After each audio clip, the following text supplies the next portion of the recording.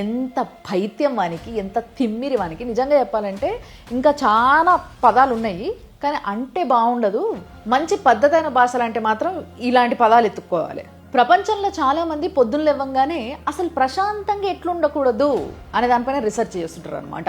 అందులో ఒక వీడియో చూపిస్తాను నేను ఇప్పుడు, చూడండి. So there's no meat, no nothing? No meat, no onion, no garlic.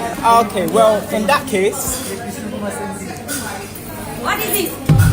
Oh my God! Prabhu, go outside, please. Bring the chicken! చూసినరా video? యాక్చువల్గా ఇది లండన్లో జరిగింది. లండన్లో ఒకటి ఇస్కాన్ వాళ్ళది రెస్టారెంట్ అనమాట, గోవిందా రెస్టారెంట్ అంటారు దాన్ని. సో ఆ రెస్టారెంట్కి ఒక ఆఫ్రికన్ బ్రిటిషర్ పోయి ఫస్ట్ ఆమెను అడిగిండనమాట, ఇది వీగన్ రెస్టారెంట్ అంటే. వీగన్ రెస్టారెంట్ కాదు ఇది, కానీ ఇక్కడ ప్యూర్ వెజ్, అల్లం ఎల్లిగడ్డ పేస్ట్, ఉల్లిపాయలు కూడా మేము వాడము అని చెప్తుంది ఆమె. ఓ అవునా, అయితే పక్కానా నాన్ వెజ్ దొరకదా అంటే లేదు అని ఆమె స్పష్టంగా చెప్తుంది. అయితే నా దగ్గర ఉంది అని చెప్పేసి కేఎఫ్సి డబ్బా ఓపెన్ చేసి వాళ్ళకెళ్ళి ఒక లెగ్ పీస్ తీసుకొని తినుకుంటా ఆమెకి నీకు కావాలా అని అడగడమే కాకుండా మొత్తం అంతా తిరిగి వాళ్ళంతా వాళ్ళ జనాలందరి దగ్గరికి పోయి నీకు కావాలా అని ఆ నోట్లకి వెళ్ళి తీసిస్తున్నాడు.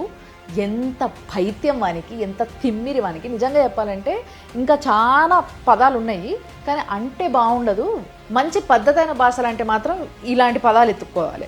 కానీ ఈ మధ్య నిజంగా ఇది ఒకటి బాగా ఎక్కువైపోయింది. ఈ రిలీజన్ వాళ్ళు పోయి వాళ్ళ హోలీ ప్లేస్లో కూర్చొని అదంతా అక్కడంతా నాన్ వెజ్ తినుడు, లేకపోతే ఏదో ఒక గబ్బు చేసుడు.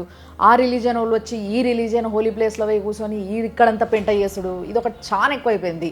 ఇప్పుడు ఆ మధ్య కూడా ఒకటి వచ్చింది కదా వీడియో, మీరు చూసినరో లేదో, శ్రీశైలం దగ్గర వినాయకుడి విగ్రహం దగ్గర కొంతమంది వచ్చి ఆడ కూర్చొని నాన్ వెజ్ బిర్యానీ తింటున్నారు. ఇక ఏంది ఇది అని అంటే మాకు తెలియదు అంటున్నారు డైరెక్ట్.